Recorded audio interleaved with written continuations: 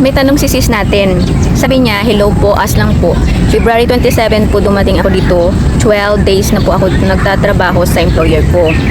Balak ko na sana magawa ng 1 month notice kasi di ko na kayang ugali ng amo ko at tinitipid nila ako sa pagkain. Tanong ko lang po, ano pong makukuha ko pag nag 1 month notice ako at kung babayaran din po ba nila yung 12 days na pinasok ko? Salamat po. At ang dagdag pa ni kabayan dito, sama po kasi ng ugali ng amo ko, pati po alaga ko na nanakit. Okay? 12 days pa lang kasi si kabayan gusto niya nang mag 1 month notice. Ang hirap. Hindi ba pwedeng magtiis na lang muna, Kabs? Kasi kung 12 days ka pa lang, baka makakauwi ka talaga niyan sa Pilipinas. Pwede kang maghanap dito ng employer, kaso swertehan lang talaga pag 12 days ka pa lang na nag-break ka na ng contract kung may tatanggap sa'yo. So, swertehan na lang pag ganun yung case mo. Ang problema talaga ni Kabs is yung pagkain at saka nananakit yung alaga. Maraming mga bata dito guys ang nananakit kahit matagal ka na sa kanila. So, hindi yun bago. Kailangan mo yung tiisin. Kailangan gumawa ka ng paraan para ma-stop yung pananakit na yun. Isumbong mo sa amo mo. O di kaya gumawa ka ng paraan, teknik para hindi ka na nila ulit saktan. Ano yung mga reason mo sa alaga mo. Ako pag sinasaktan ako ng alaga ko, sinusumbong ko sa amo ko. Yung amo ko naman, pinapagalitan siya, pinapasorry siya sa akin. Sinasabihan siya na hindi mo dapat saktan si Cheche. Yung amo ko kasi hindi nagtotolerate yun pag sa mga ganyang ugali. Kanya-kanya din kasi ugali ng mga amo dito. Yung pag ako naman, kami lang dalawa, sabi ko, sinasabihan ko siya na huwag mo kong saktan. Sabi ko, minsan nga, sabihan ko pa siya, tatawag ako ng pulis pag nananakit ka. Minsan tinatakot ko rin konti para mag-stop siya ng pananakit. Alam ko talaga na yung amo ko hindi yun magtotolerate pag nananakit siya, napigilan mo siya. Yun. Sa pananakit ng alaga, hindi mo yun gawing reason para mag-break ka, para sumuko ka, sis. Pag pumunta ka ditong abroad, yan yung pinaka dapat mong gawin, i-condition mo yung sarili mo kung ano yung madadatnan mo dito. Hindi pwede na kulang ka lang sa pagkain or yun, nananakit yung alaga mo, bibitaw ka na agad. Tiisin mo muna at saka nag-a-adjust ka pa lang yan. Marami pa yan yung na mararamdaman mo, homesick, minsan magsi-self-pity ka niyan. Tapos syempre normal yan pag nag-abroad ka, pero huwag kang sumuko agad, kumapit ka lang. Yung pagkain naman, masusolusyonan yan. Bili ka ng extra food mo pag day off. Kung kulang yung breakfast mo, bili ka ng extra bread. Yun yung ginagawa ng iba dito para lang makasurvive.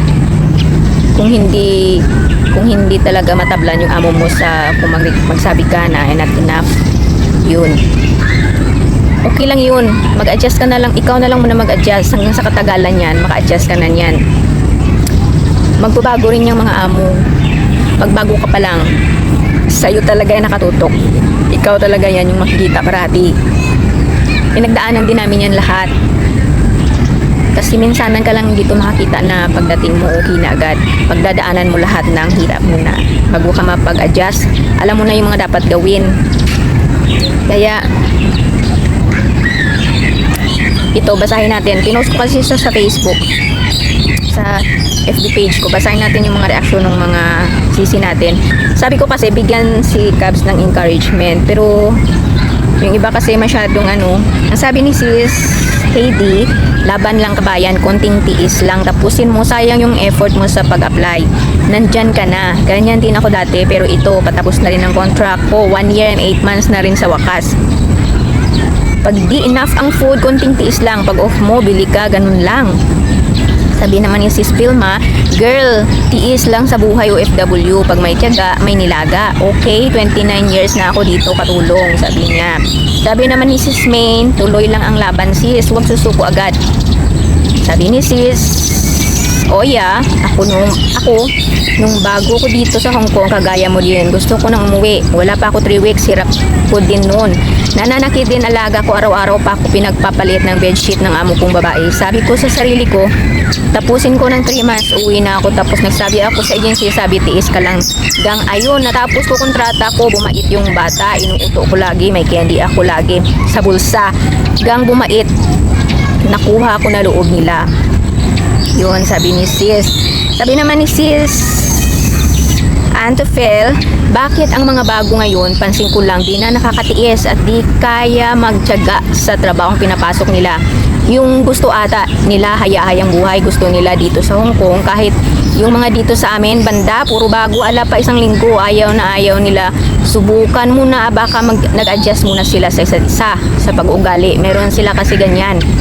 Ako nung una, ang amo ko pangit ugali din at madamot, pero nung nakita amo ko na bumibili ako ng sarili ko food, gamot, pera ko, kinakausap ako kasi marami talaga food dito, kaya lang di ako basta-basta kumukuha.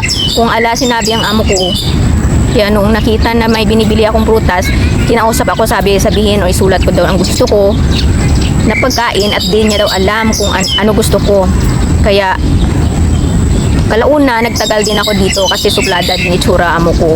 Di umiimik, kala mo lagi may mali ka na nagagawa. Awan ng Diyos, mag 8 years na ako dito. Minsan nasa adjustment pa lang kayo ni amo niyan. Bakit para ngayon, talagang madali na lang sila umayaw, di iniisip yung hirap mag-apply na dinaanan sa Pinas bago makarating dito.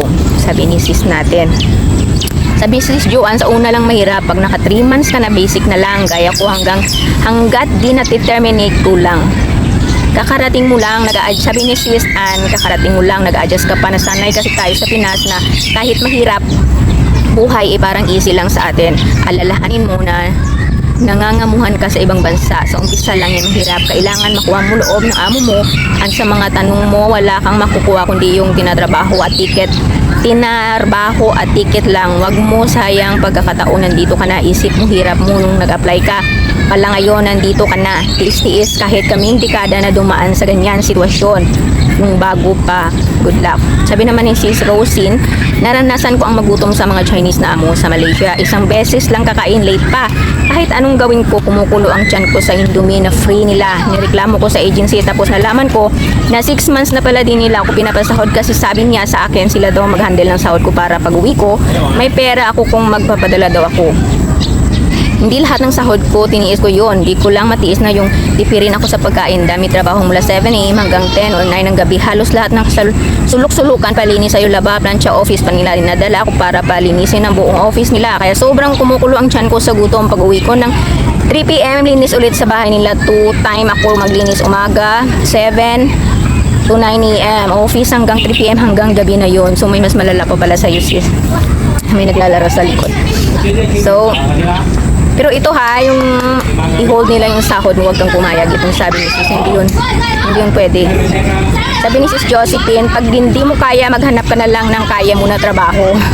Sabi ni sis Yam, ganyan din ako dati sis, 1 week pa lang ako, ayaw ko na. Pero tingnan mo ngayon, 1 year na ako dito at gusto ko pag-renew.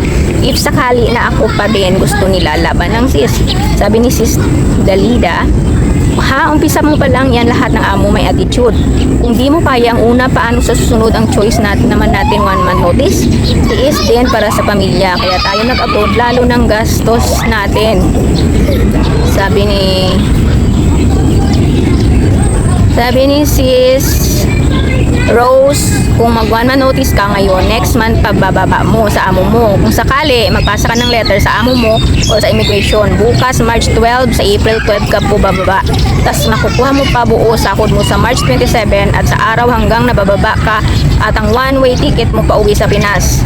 Pero baguhan ka pa lang, nag-adjust ka pa lang sa amo mo at pati sila nag-adjust pa rin sa'yo. Kumbaga, nagkakailangan pa kayo ng amo mo. Karamihan naman ay naranasan ng pinagdadamutan ng pagkain. Karamihan kami bumibili sarili namin pagkain, gamit sarili naming pera. Kaya kung future ng pamilya mo ang iisipin mo, kaya mong tiisin. At kung di mo kaya ang kadamutan nila, pwede ka umuwi anytime.